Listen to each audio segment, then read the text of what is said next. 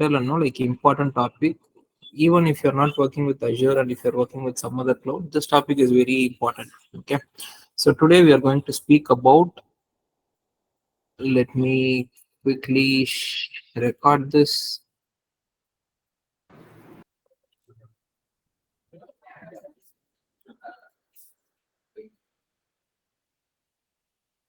Start recording. Video.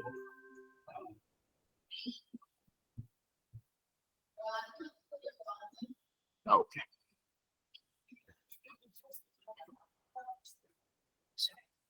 Okay.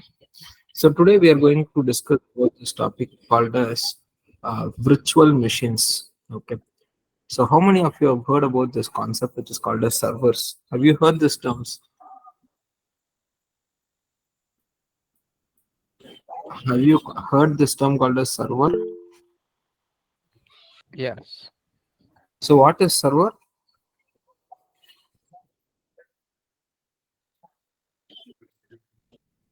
What is server? Can someone tell me?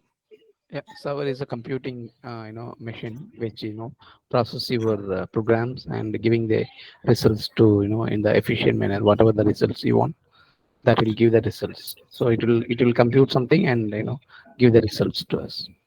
Okay, perfect. So it will compute something and give you output. That is perfect. Okay. So, but in a simpler term, what I would say is a server is a component which is used to help and developer to get his application worldwide. Okay. For example, I have a server.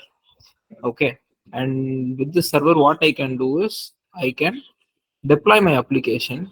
So what is advantage? I can bring my application to live to end customer. Okay, I have an application and I can make any customer to access this only when my application is deployed into server. So inside server, as you said, there are some computations that are happening. So I have a source code written in Python or Java, and this will be executed, computed, or processed, and the end result as a web page the customer will be seeing. So example of this application is Google. Okay, so for whatever thing I want, and I want to do some business in IT, I need a web application. So how I can make my web application available for end customer?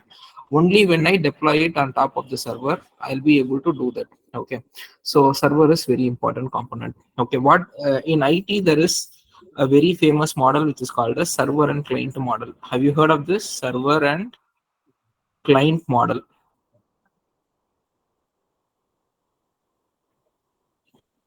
So this is very important. So objective is very simple. Computer is nothing but a server is nothing but a computer. But this particular computer is in the area where it can serve some information. For example, if I deploy Amazon app, so this server act as a component which is going to serve some information to the customer who is again working with some computer or some server or some device which has RAM, CPU, and hardwares. Okay, so he is a client, and this guy can get information from the server. Like if I want to purchase a t-shirt or a shirt, I'll go to amazon.com, I will see all the list of t-shirt and purchase one. Okay, so how this is possible is this particular application is deployed on top of a virtual machine, and this machine is called as a server. So whenever a server or a computer which is serving some information to another computer, it is called as a server. And when a server is trying to get the information from some other source, then in that case the end computer becomes a client. So this is client server model. It is very important when you go and learn about the DevOps concepts. Okay, so everything in IT works with this model, which is called a server and client model. Okay, so today we are going to see how to deploy this server on top of Azure cloud. Okay, so now you would have got some understanding like what is server and what is the purpose. So major purpose is only one. I have an application, I want to make it available for the end customer to do my business. So to do that, I want to deploy this particular application inside a server so that it will be accessible by everyone around the internet.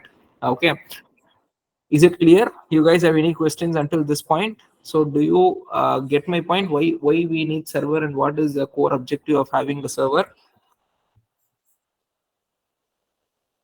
Yeah, got it, Vikesh. Got it. Got it.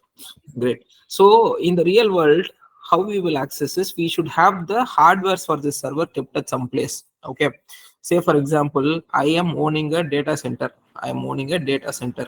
Inside this data center, what I will be doing is I will be keeping all my hardware resources. I will be keeping my hardware resources like server physical box, storage, networking devices. So then I'll call with this terminologies, I will call it as servers. So now what we will do is we will use the servers which is kept very long in a very long distance, whichever, as I said, now the servers are remote, correct?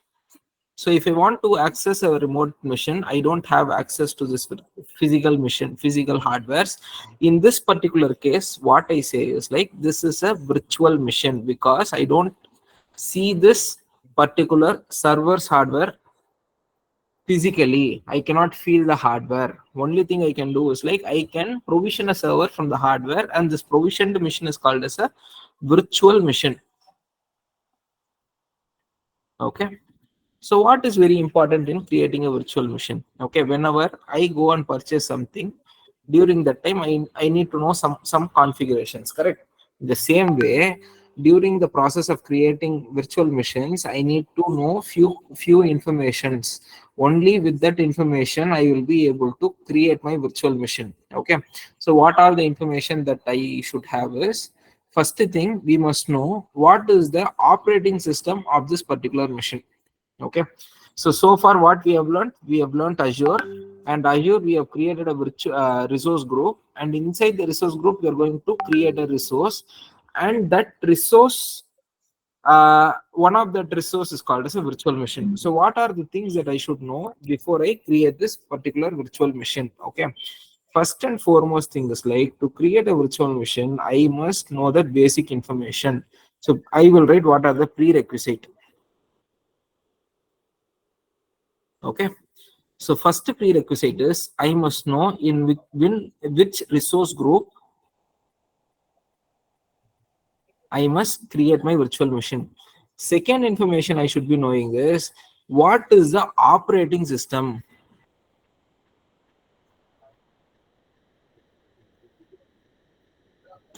Third, what are the credentials I should have.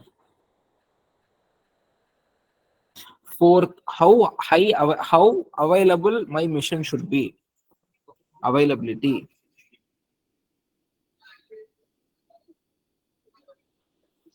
Okay. So these are the important aspects that we are going to look at. Last one is the licensing. Okay, these are the important concepts that we are going to look in. So once we have all these options, okay, once we have all these options, then what we will do is like we should consider the secondary parameters, which is not our topic of interest for today's class. Tomorrow we will be seeing one of these topics. But once I do all this, what I do is I select my disk size and other configuration for my machine. Disk size and other configuration. So after configuring that, I should be worrying about my networks. So which network my machine should be. So third thing is like how I'm going to manage my backup. So it is called as management. Fourth thing is I'm going to see how I'm going to automate my deployments. So there are some advanced settings which is there in Azure. Last is the tag. What is the name that I'm going to give? What is the purpose? All the metadata I'm going to give in this tagging section.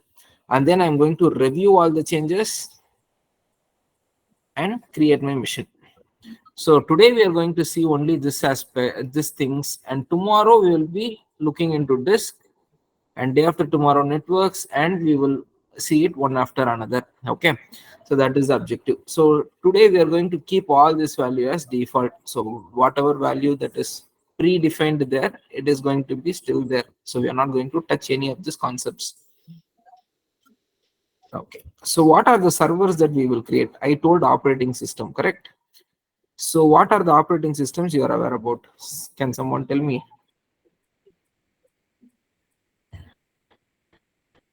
So Yeah. have you guys heard about Windows, Linux. called as Windows, Windows? Linux, Mac. Correct. Windows, Linux. So only Windows and Linux are available in Azure. Mac operating system is available only in AWS. No other cloud is providing Macintosh. Okay.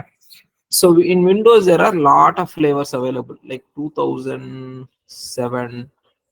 I think it is retired now. 2012 R2, 2016, 2019, 2022. Likewise, there are bunch of versions available. The same way, there are bunch of Linux operating system available. One is called as Red Hat. There is something called as SUSE Linux. There is something called as Ubuntu. There is something called as IBM Image. All of them are available in where it is available. It is available in marketplace. Correct? I have shown you. Correct? Have you guys went through my recording? Yep. Yeah, Vignesh. Yep. So all these images are available in marketplace. I can purchase them and pay the rent. Okay. Third thing is credentials. So credentials, there are two types of credentials that is available. Okay. So first credential is called as password based authentication.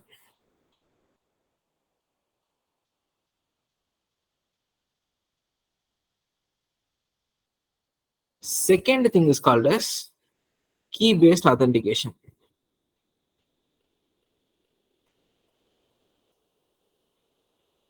So in the real time, for all Windows operating system, we will use password, and for Linux operating system, we use keeper. Okay, we will see both of them today. Okay, right. And the last two things are not very important, but I will tell you. Okay, so there is a high availability. It is a separate topic we'll be discussing after 2 or 3 classes, which is called as high availability architecture, HA architecture, we will say.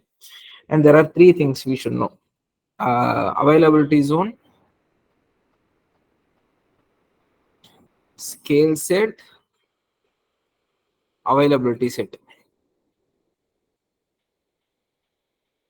So today we will not touch this, but sooner or later we are going to learn about this. And licensing is, for example, if you are owner of an company and like you have purchased some Windows license, you can use that license in Azure and get discounts up to 49%. So it is like like Azure is giving you benefit. So if you are migrating from on-premises to Azure network, it is giving us 49% discount. So that like it is promoting people to Azure. Okay, that is the objective behind it.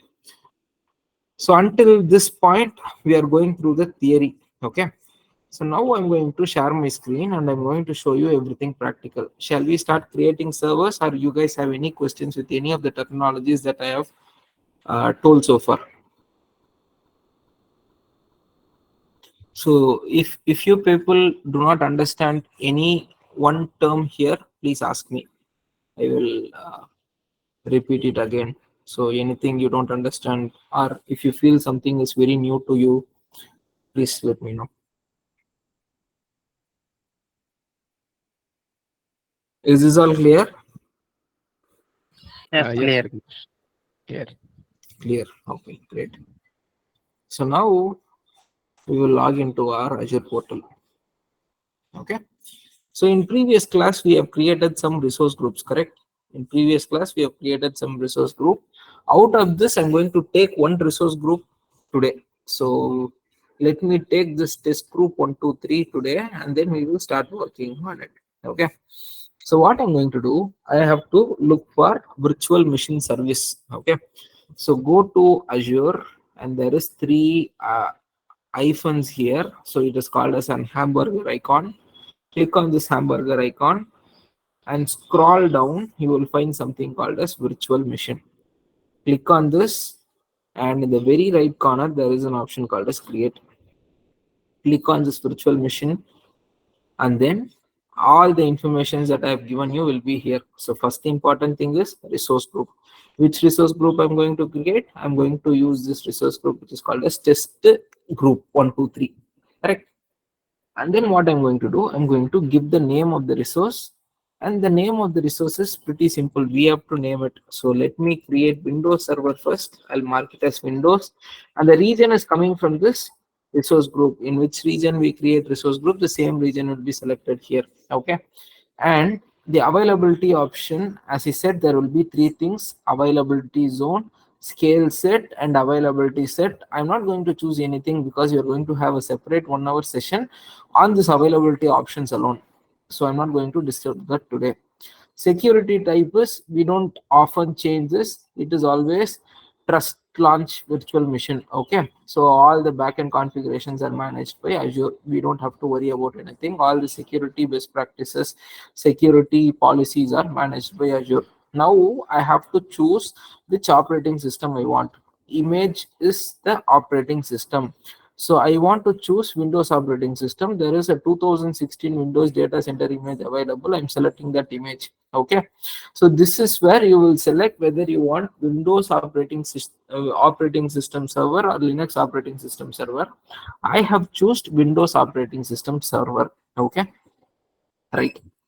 So next is the size. So this is very important. I missed to highlight. Okay.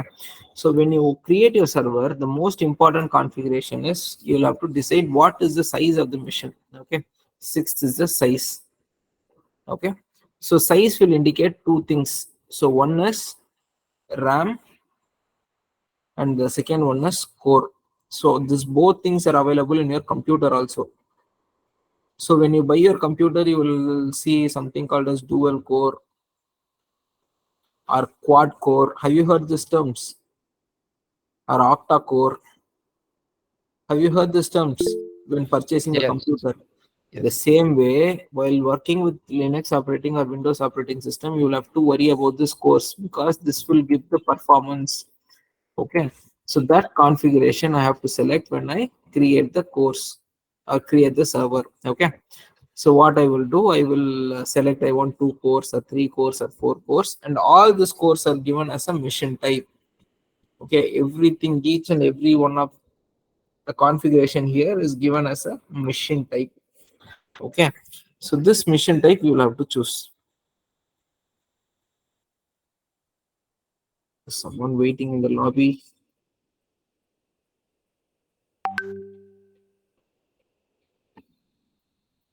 So my mission is hung. Give me a second.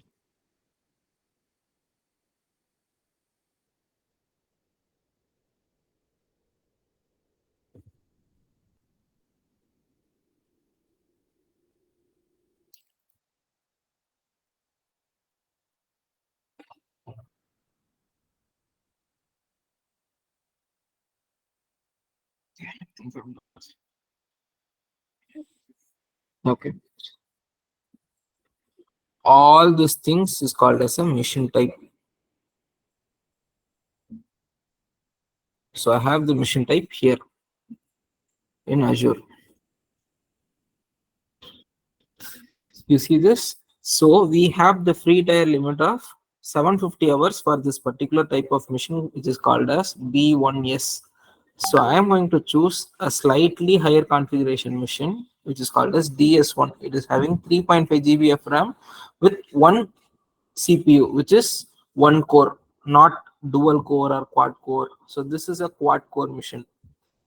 This is dual core mission, two virtual cores there are. Okay, so I'm going to choose this option called as DS1. So in the real time, how we will choose this option, that is very important. Okay, so every application will require a different configuration. So if I'm using an application which is going to require two vCPUs and 5G 6 GB or 7 GB or 8 GB of RAM, I should ask my client. Okay, whoever is providing me the application, I'm going to ask him saying that what is the capacity of this particular application, so how much RAM I should allocate. So only the people who architect the application will be able to suggest you the size. So we are in the provisioning side, we are in the operational sides. We will get the information from the architect and we will implement all the changes in the Azure portal. Okay, so now coming to the next point is the username. So for this particular server, I'm going to set the username as Azure user, and the password is something I'm going to set, but it requires some condition. I'll tell you what the condition is.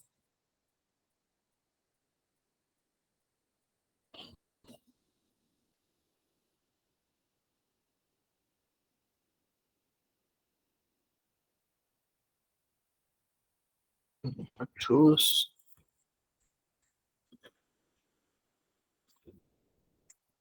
Still, it is not accepting. Give me 1 second.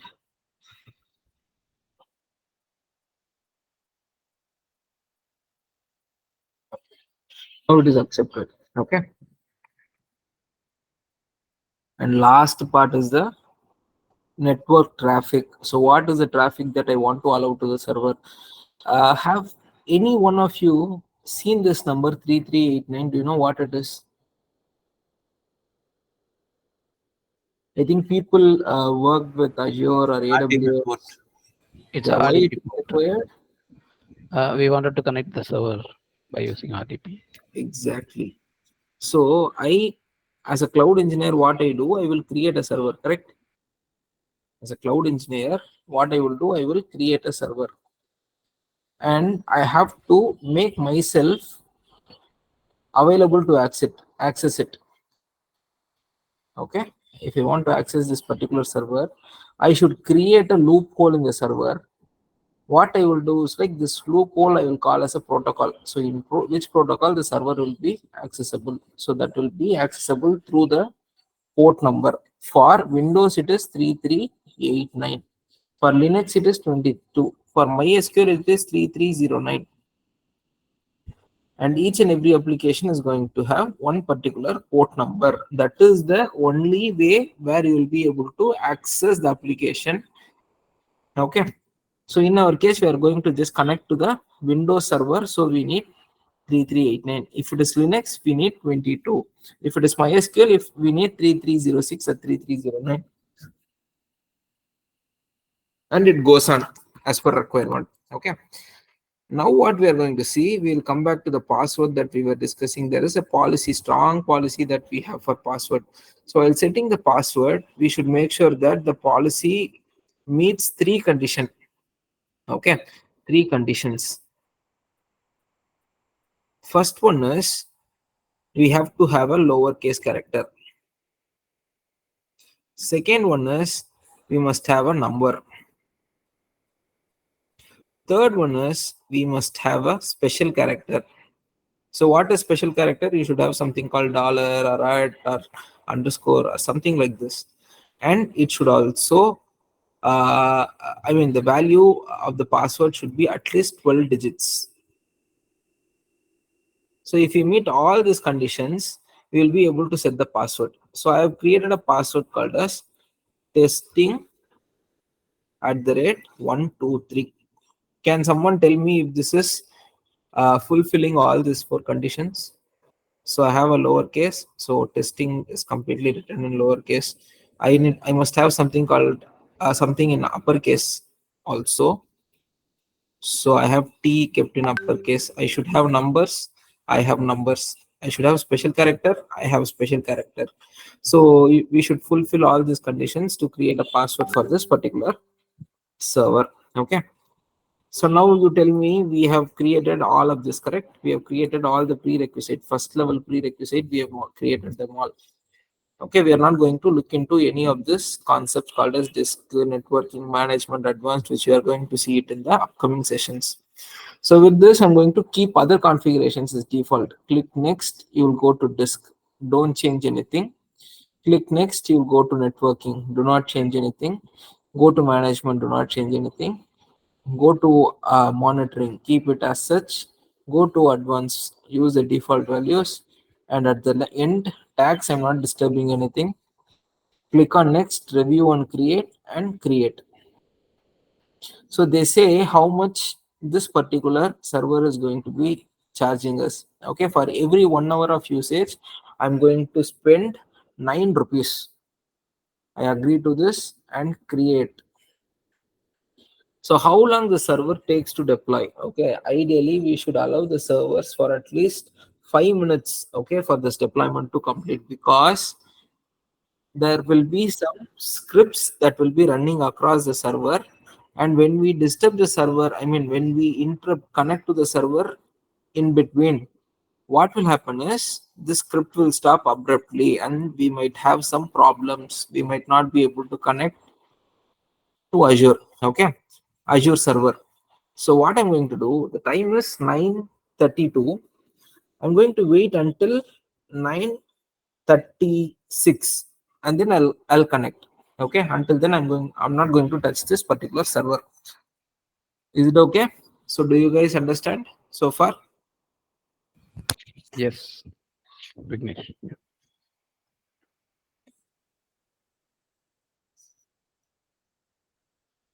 So meanwhile, what we will do, we will create a Linux server. Okay, so we have 6 minutes, right? So we will create a Linux server. Go to home.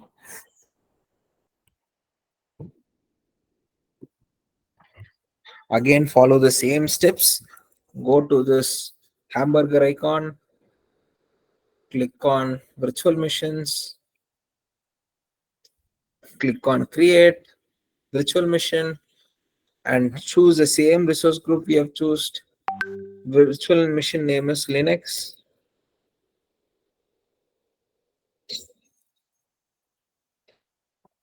and I'm going to keep other configurations as default. The only change I'm doing is I'm going to set the image name as Ubuntu, because Ubuntu is one of the Linux servers we can use. And when it comes to credential, I have an option called as generate key pair. So the username is Azure user, but I'm going to create a key pair. This is called as key based authentication. Okay. So I'm going to give a name for my key pair. I'm going to name it as Linux demo followed by today's date 31/08/2023.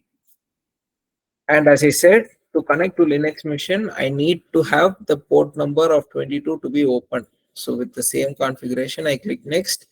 Networking, management, monitoring, advanced, tax, review and create. So let this Linux server also create. Okay. So I'm going to create it. So we still have 2 minutes left. We will wait for this 2 minutes and then we will connect to the Windows operating system. During the last step, it will ask you this option, so whether you want to download the key pair or not. So I'm going to download the key pair. There will be a file that will get downloaded in my machine. I'm going to use this particular key pair to connect to the server. Okay, the file format will be .pem. Pem means privacy enhanced mail. It is a format of encryption. Okay, PEM. Okay, make sure that you also download this during the last step. Okay, once you download, your server creation will be initiated. So we'll wait for another 1 minute and then we will log into our Linux machine, sorry, Windows machine, and check whether if it is working or not.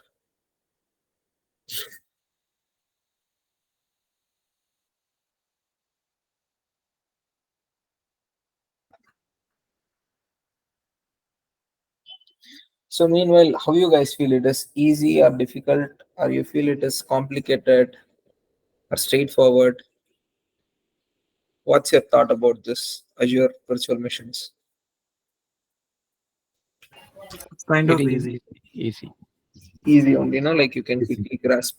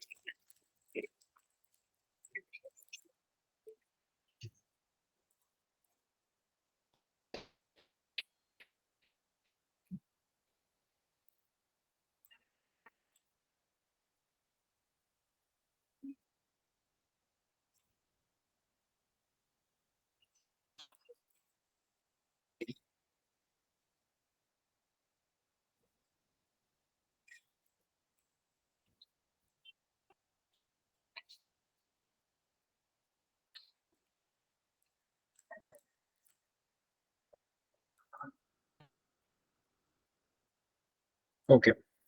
So now we will go to virtual machines again and see how many virtual machines are there. There are two virtual machines. One is Linux and other one is Windows. And we are going to connect to the Windows machine.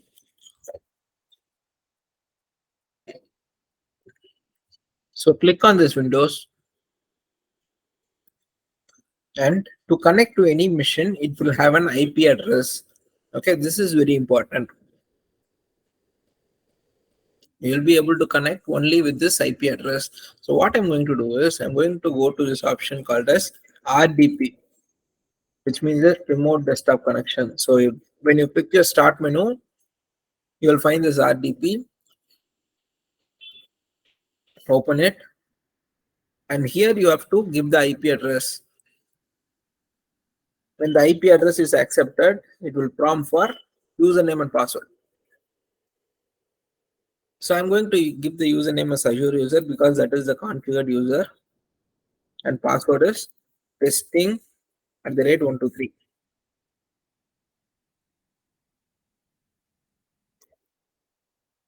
I'll give more choices, use different user, Azure user,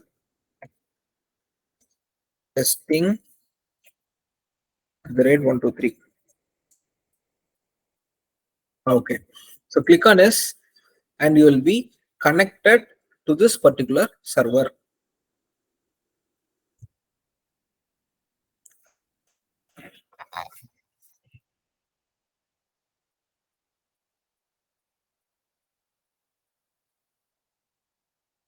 So now you have connected to a virtual machine which is hosted in East United States. Okay. So this server is hosted in the US region and you are connecting it over internet, and you're going to pay rent of 9 rupees every hour for this particular server.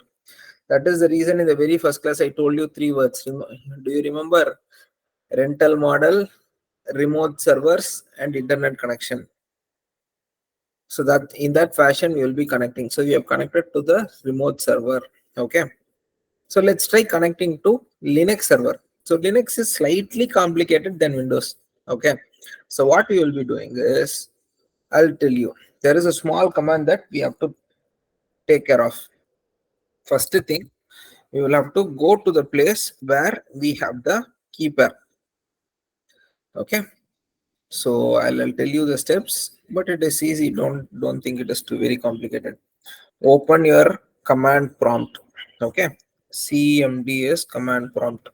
Once it is open, you have to navigate to the folder where keeper is.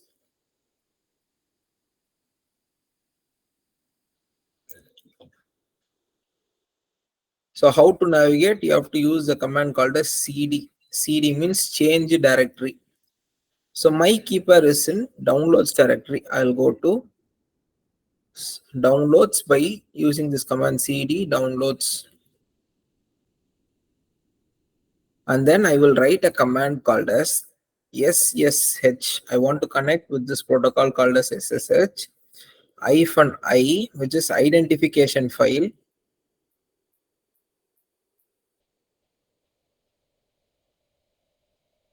And the file name is Linux demo. Correct? Linux demo followed by today's date, which is 31/08/2023. And then I will give the username, which is Azure user @IP address. So this is the command that I have to pass in to connect to a Linux server. Okay. So let's do it together. Okay. So I click on this option called as start, type CMD. I open this command prompt. I go to the folder called as downloads by using this command called as CD, change directory.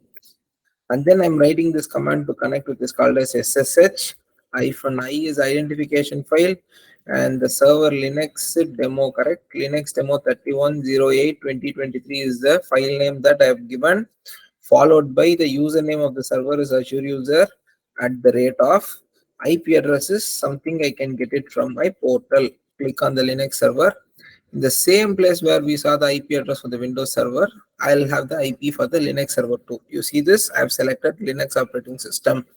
Okay, copy this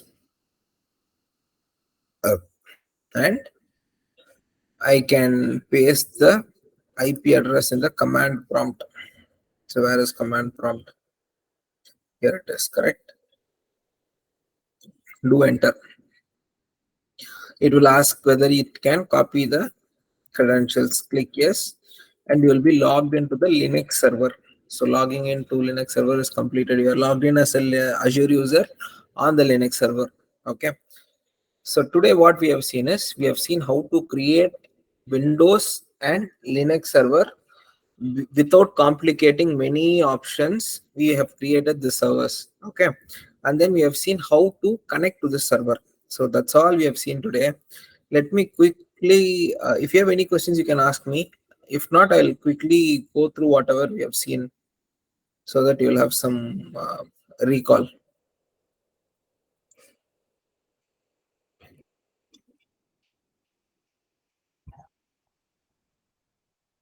Guys, do you have any questions?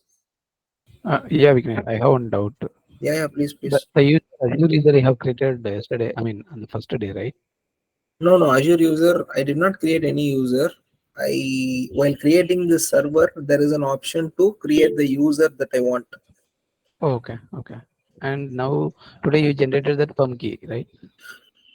For Linux Okay, server, I need key-based authentication, so I generated the PIM key, correct. okay, okay. Got it. And you That's can use this particular PIM key for different resources. So it is mhm. not restricted to one particular server. So next time Okay, when I want to create a Linux machine, I have this option called as generate keeper, right? Instead of that, I will have another option called as use existing keeper, and I can give the existing keeper name. So which is my Linux key. Okay, okay. Got it. Thank you. so you can do that. So you cannot select it directly. Instead, what you can do is you can open this particular file that you have downloaded. Right click, new, or view. Mm, I want to open this. Open with Notepad. Copy the whole content and you can paste this keeper here. This is possible. Okay, and you can save this out. So there is some alignment issues. That's the reason it is not coming, but you can use the same way to use the existing keeper. If you want to create new one, you can create. Or you if in our case we have a specific keeper, use existing keeper stored in Azure. If you use this option, it will list all the keeper that we have. So I have two keepers. One is test group 123 and the second keeper is Linux demo. Okay, so I'll directly click on this Linux demo and use this keeper. So there are three options available. So if you want to use your keeper, you can copy paste the content. If you want to create a new keeper, you can create a new keeper. Or if you want to create an existing keeper which is deployed over Azure for this particular resource group, you can use that. So three things you can do to select your credentials. Is it clear? Yeah, clear, Vignesh. Thank you. Okay. So any other questions? Yeah, Vignesh, I have one question. Yeah, please. Go ahead. Last you created three keys, na? Uh, like a three keys. One is deployed by Azure. One is In sorry. PIM key, you created Uh-huh. three keys. In that last one, you told me just you have to use that deployed by Azure. That one Correct. you have to create. Otherwise, already it's created for from Azure. No, it is not Mm. created by Azure. We created Mm-hmm. it in Azure. So during our first Linux server creation, when we Yeah, yeah, create yeah. our Okay, Linux okay, okay. server, we created it. So what I'm doing is I'm instructing Azure to use the keeper which I created earlier. So if it should not be the case, right? If I want to have 10 servers, I should not make it mandatory to create the keys 10 times. Then it will be very Yeah, yeah. difficult to handle, correct? So I don't know Yeah. which server, for which server which key to use, and all, like all these confusions will be there. So what we do in the real time is, one application will have 10 servers. All these 10 servers will be configured with the same key. In this way, I can manage my keys very efficiently. I will not overcomplicate. I will not create many keys and all, like get confused myself. So one for O- every application, we create one key. That's how we work in the real time. Okay, you said it's a three type we can use keys. One is a new key, another one this one, another one. Third one is, if I create a key manually, there are Okay, options to create keys manually. Okay, so that time I can okay. create a key manually, and then I can import that key by directly copying that key from the notepad and pasting Notepad. it Okay, here. okay, okay. Oh, Okay, that is the one concept. Okay, okay, correct. So I can okay. also Thank allow Azure you. to use the manually created key. Yeah. Okay, okay. Okay. Any other questions?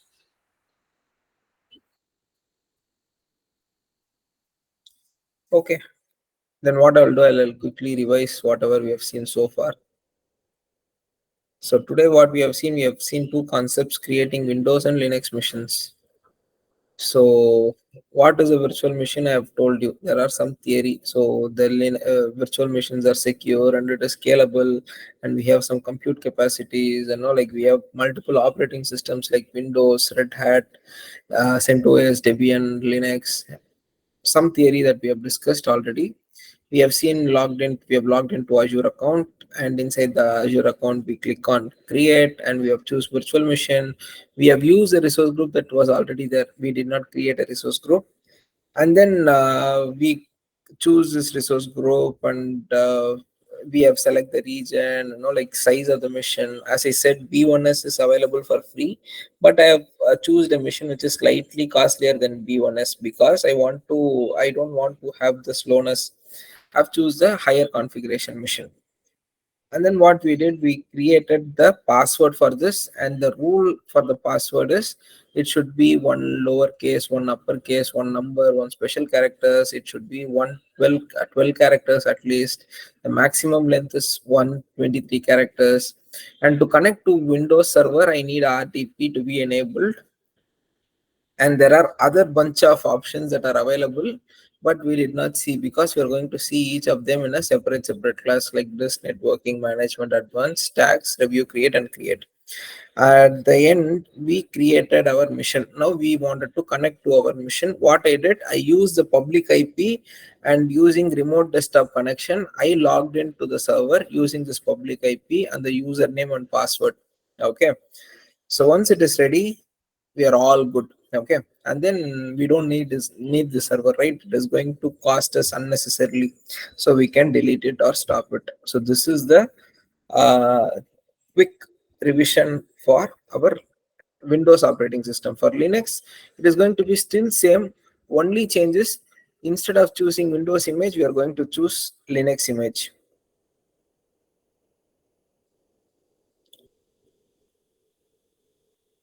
So where it is. So only place we will be changing this. Okay, I think I have not added it here. Okay, we will be changing the Linux image name. And for Windows, RDP port, which is 3389 to be opened. And for Linux, we should open 22 port number. Okay. So apart from that, all other configurations that we have here are same. And the second difference is, for Windows, we are going to use password-based authentication, and for Linux, we are going to use key-based authentication. Okay, so that's the quick summary of our today's class. So if you guys have any feedback for me, like it is okay or it is confusing or anything, you can tell me. I can correct myself. If not, we are good for the day. We can close. It's fine with me. It's Great, great. guys. Thank Great. And I have got an update. Okay, so at Madras's Technologies, we are launching an mobile application. Okay, so you can find it in Play Store. It is called as Madras's Technology